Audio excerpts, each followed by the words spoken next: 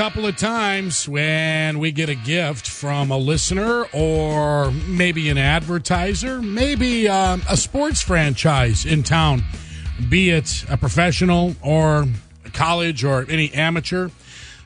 People send us stuff. We like to open them up on the air. I have no idea what's in Spiegel's sack, if you will. It's supposed to be a box, but it's a sack today. I meant to go grab a box and put it in the box, but I don't have a box, so it's in the sack. So you know what it is. I know what it is. Okay. It's not.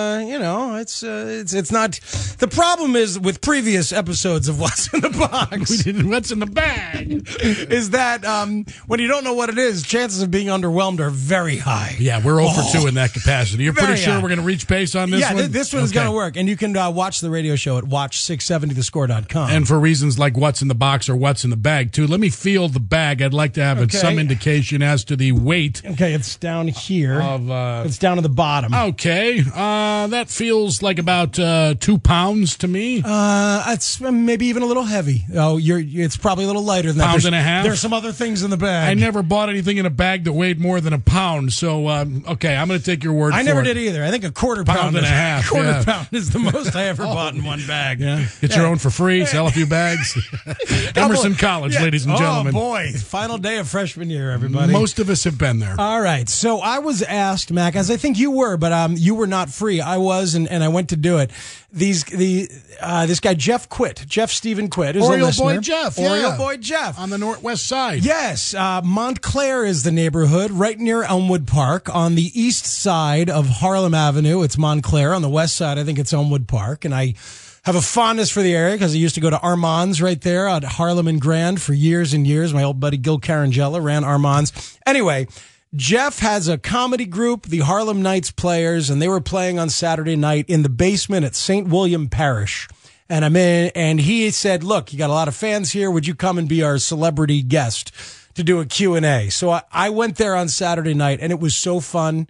Man, these folks working on comedy, and it was all like local comedy about the neighborhood, but it was pretty well written by Oriole Boy Jeff. Did you meet Phil Schwartz with the missing T? He was there. He was the same night?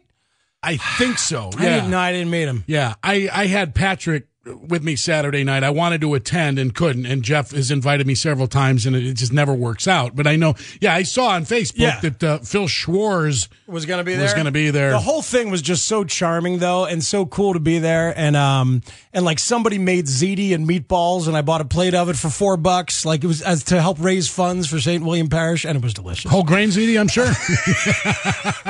No, and I wolfed it down standing. Yeah. You're impressed. But you've been exercising. You can get away with it. So Jeff then hands me a box while I'm on stage, which has been converted into a bag. And what's in the box?